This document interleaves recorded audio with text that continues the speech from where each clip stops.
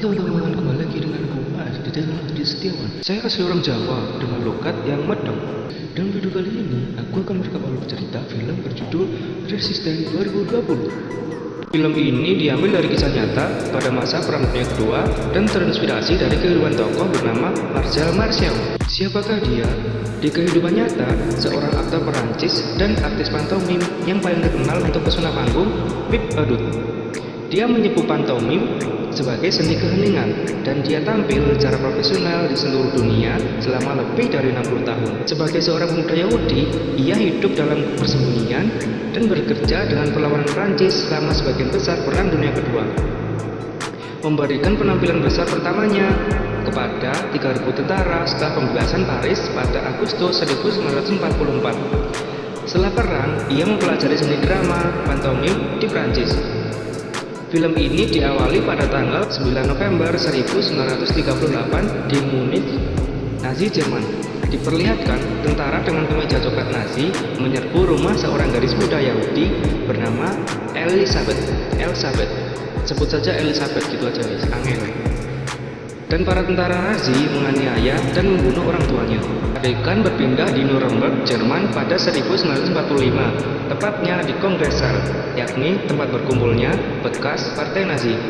Maksudnya bekas tempat berkumpulnya partai Nazi. Soalnya 1945 Nazi Jerman sudah ditaklukkan pada Perang Dunia Kedua dan mengalami kekalahan. Dalam sejarahnya, Perang Dunia Kedua itu Jerman takluk oleh sekutu. Sekutu itu ada Amerika, Perancis, dan kawan-kawannya. Browsing sendiri, guys. Browsing di Google banyak. Makanya film ini diambil dari kisah nyata Perang Dunia Kedua itu. Oke guys, lanjut. Nah, jadi alur film ini dari 1938 maju ke 1945 dan setelah itu mundur lagi untuk memecahkan misteri, makanya wajib menonton keseluruhan film. Nah, adegan yang 1945 ini dimana sebenarnya ini cuplikan adegan terakhir pada film, tetapi nggak lengkap, makanya masih menjadi misteri dan sangat wajib untuk menonton lengkap filmnya. Tapi nggak apa, tak jelaskan dulu. Jadi adegan ini menunjukkan bahwa seseorang jenderal bernama George S. Patton, dia merupakan jenderal Angkatan Darat Amerika Serikat dan Komandan Angkatan Darat ke-7, sedang berbagi cerita kepada para prajuritnya tentang definisi keberanian sebagai kualitas yang tak mengenal rasa takut. Keberanian tak lebih dari ketakutan yang mampu bertahan lebih lama. Berlanjut tentang kisah kepahlawanan seorang warga sipil yang menyelamatkan nyawa orang banyak dengan keberaniannya menentang kekejaman Nazi Jerman yang dimana tentaranya dipersenjatai. Oke wes, ngono ae, gak usah akeh-akeh kesel awe punya cerai. Lanjut. Setelah maju ke 1945, adegan mundur kembali pada saat 14 November 1938 di Strasbourg, Prancis. Kalau saya nyebutnya salah, mohon maaf. Ini tepatnya di dekat perbatasan Jerman-Prancis. Memperlihatkan seorang aktor, pantomim, dan pelukis yang bernama Marcel Marceau. Marcel lumayan ya, Marcel sebetulnya. Si Marcel ini sedang melakukan pertunjukan di rumah bordil dengan memperagakan tokoh Chaplin dengan luas sekali. Pada saat akhir pertunjukan, ia tak sengaja dilihat oleh ayahnya dan segera dia bergegas ke belakang panggung. Saat di belakang panggung, ayah Marcel menegurnya karena ayahnya merasa kalau memakai kumis seperti itu seakan-akan menyerupai Adolf Hitler, sang diktator Jerman. Terus si Marcel menjawab, "Nggak ngono bosku," intinya menjelaskan bahwa dia itu aktor dan niatnya untuk memperagakan tokoh Chaplin. Hari berganti dan memperlihatkan pekerjaan sebenarnya, yaitu Marcel membantu ayahnya untuk menjual daging, dan menjual daging itu sudah menjadi warisan turun-temurun. Pagi itu, datanglah seorang nyonya bernama Nyonya Gerber, yaitu ibu dari Emma. Emma ini merupakan wanita yang disukai oleh Marcel. Saat Marcel menanyakan kabar Emma, Nyonya Gerber ini malah bercandain Marcel, "Ayo loh, kenapa kau sering nanyain kabar Emma?" Si Marcel bilang kalau ayahnya ingin dia menikahi Emma. Setelah itu, Nyonya Gerber tanya apakah itu benar kepada ayahnya. Terus ayahnya Marcel bilang dengan bercanda bahwa dia tidak ingin punya menantu Yahudi. Lalu Nyonya menjawab kalau Emma itu adalah salah satu wanita Yahudi yang tidak mau menikah dengan siapapun, jadi jangan buang-buang waktu. Nyonya Gerber menutupnya dengan kedipan mata ke Marcel. Adegan berpindah di perbatasan antara Prancis dan Jerman. Di sana, Marcel bersama George Loinger yang merupakan sepupu Marcel, dan ada Emma dan kawan-kawannya sudah menunggu kedatangan anak-anak Yahudi yang orang tuanya sudah dibunuh semua oleh para Nazi dari Jerman itu diserahkan ke Prancis. Soalnya daripada terlantar, mungkin seperti itu. Lalu, yang memakai seragam hitam dan membawa senjata itu bernama Alain Mangel. David Mangel yang merupakan kakak dari Marcel yang bertugas menjaga perbatasan Prancis Jerman. Dan saat sudah memasuki Perancis, anak-anak Yahudi itu tidak mau turun awalnya dari truk, tetapi dengan kemampuan pantomim Marcel, anak-anak Yahudi itu luluh dan akhirnya mau turun dari kendaraan dan ditempatkan di kastel terdekat untuk sementara waktu. Adegan berpindah pada saat anak-anak berebut makanan, mungkin karena mereka kelaparan dalam saat perjalanan. Lalu, anak yang bernama Elizabeth di awal film tadi sedang memilih pakaian dengan Emma, dan Elizabeth agak ketakutan saat mengalami menstruasi pertamanya. Dan Emma langsung mengajaknya untuk dipakaikan pembalut. Mungkin kalau di Indonesia mereknya Protek kali ya, yang anti gores, yang anti gerut, anti bocor, jambu, ribet, selalu ada untuk mulai iklan bos.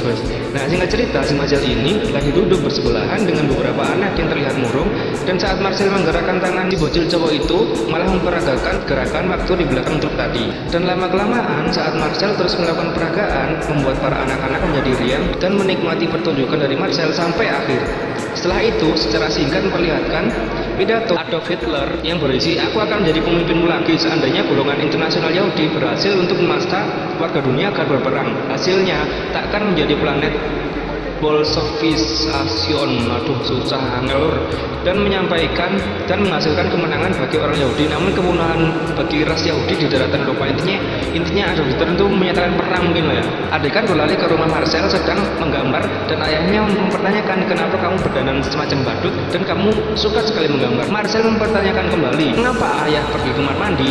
Dan si ayah menjawab, "Karena tubuhku tidak memberi pilihan." Nah, cerdas sekali kan? Sebenarnya itu pertanyaan yang bisa menjawab semua hobi yang dilakukan semua orang di dunia. Pertanyaan tentang mengapa kamu ke kamar mandi, kenapa kamu melukis, kenapa kamu melawak, kenapa kamu bermain musik, kenapa kamu bermain bola, dan lain-lain, jawabannya itu semua sama. Ke kamar mandi karena kebelet, atau ke kamar mandi memang harus dilakukan. Dan kamar mandi itu merupakan sebuah keharusan. Nah, itu kan sama kayak hobi kan. Kenapa harus dilakukan? Yaitu semua jawabannya itu sama seperti itu. Sangat cerdas sekali memang Marcel ini. Singkat cerita, adegan berpindah di mana Marcel makan bersama keluarganya, bersama ayahnya, ibunya, dan kakaknya yang bernama Alain yang merupakan penjaga perbatasan Perancis Jerman. Si ibu membicarakan bahwa kemungkinan Hitler sang diktator Jerman akan menyerang Polandia dan akan meluas ke Perancis tempat Marcel tinggal. Kalau memang benar ya mungkin akan terdampak, soalnya kan mereka tinggal di perbatasan. Selain itu, Alain, sang kakak Marcel, terus-terusan mengecek kalau Marcel itu sukanya mementingkan diri sendiri.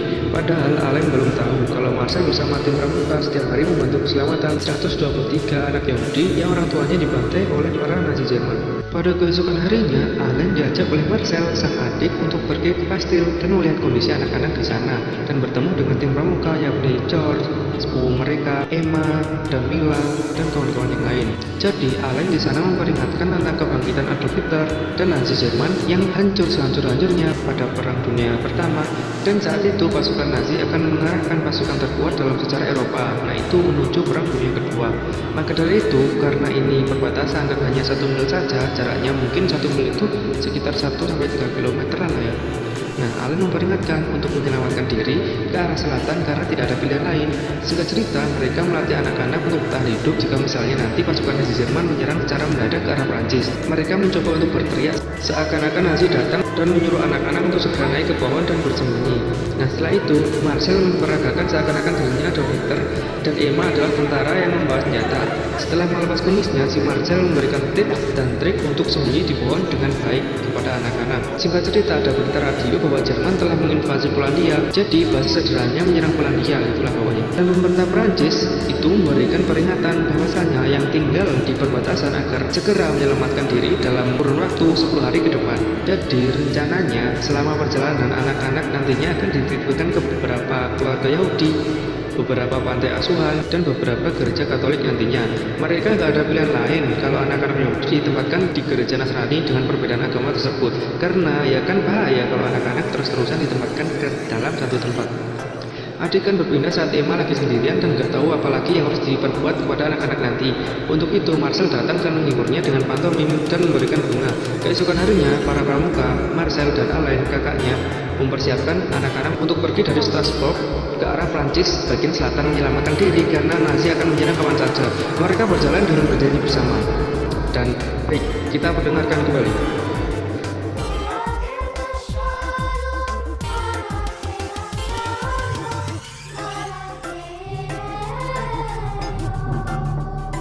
dan diperlihatkan rekaman perang sesungguhnya, di mana dalam 6 bulan pasukan Nazi mengambil alih Belgia, Belanda, Perancis, dan Luxembourg.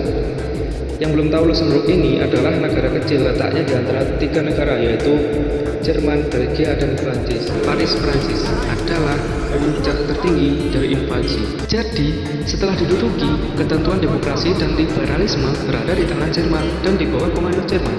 Adegan beralih ke tempat persembunyian Marcel dan orang-orang lainnya, yakni di Limoges, Vichy, Perancis. Pada 29 Januari 1941, itu udah mulai Perang Dunia Kedua. Dalam tempat itu, Emma ngomong kalau ada kelompok di Lyon mungkin nama suatu tempat di Perancis. Jadi kelompok itu adalah kelompok perlawanan yang membela Perancis. Jadi intinya di Lyon Perancis itu ada kelompok perlawanan yang akan melawan Nazi jika Nazi sudah menguasai seluruh Perancis, intinya seperti itu. Kelompok itu adalah kelompok perlawanan yang membela Perancis. Dan ternyata Alain kan orang militer. Nah, jadinya Alain kenal dengan seseorang bernama De Gaulle, yang mana dia adalah bagian dari kelompok itu. Dia bilang kalau kelompok itu dibantu dalam uang persenjataan oleh Inggris demi kemerdekaan Perancis. Adegan beralih ke Berlin, Jerman, tanggal 28 Maret 1941, di mana seseorang bernama Klaus Barbie mana ya? Tapi gimana jadinya Barbie itu? Dalam dunia nyata, dia adalah seorang berpangkat paramiliter Nazi setara dengan pangkat kapten. Ia dikenal sebagai penjaga Lyon aja. Karena secara pribadi menyiksa tawanan-tawanan Prancis yang dipenjarakan oleh Gestapo di Lyon. Lihat saja nanti gimana kekejamannya. Dalam adegan tersebut, dia memukul sampai mati seorang homoseksual Nazi di Berlin. Barbie menggambarkan pembunuhan itu sebagai pemurnian searea dari kaum sosialis, komunis, dan Yahudi yang bagi mereka itu adalah orang-orang yang cacat. Adegan beralih ke Marcel dan Emma yang menitipkan Elizabeth ke sebuah gereja. Saat mau kembali, Marcel dan Emma dicegat beberapa tentara Nazi.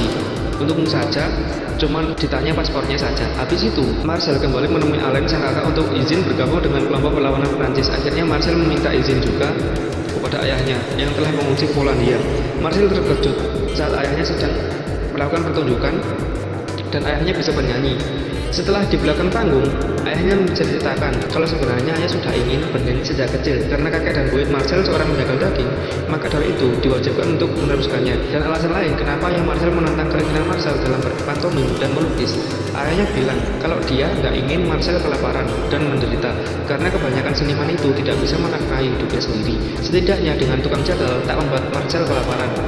Setelah ayahnya menyetujui jika Marcel akan bergabung ke kelompok perlawanan Prancis, adegan berpindah pada 10 November 1942, di mana pasukan Jerman berhasil menduduki seluruh Prancis. Adegan mundur 2 hari sebelumnya di Lyon aja.